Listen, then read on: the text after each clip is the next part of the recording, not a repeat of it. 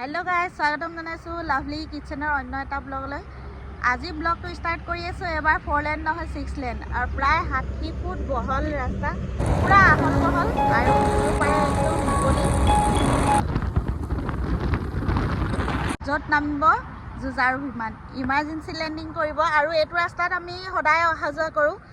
Complete হ'লে ভিডিঅ'টো বনাম বুলি ৰাখি দিছিলো কিন্তু এতিয়া পুৰা মুকলি হাকলি একদম মানে আৰামছে গাড়ী চলাইছে আৰামছে গাড়ী চলাইছে পুৰা সিমেণ্টৰে বনাইছে একদম মানে ভাল লাগে এইটো ৰাস্তাত অহা যোৱা কৰি থাকোঁ যে।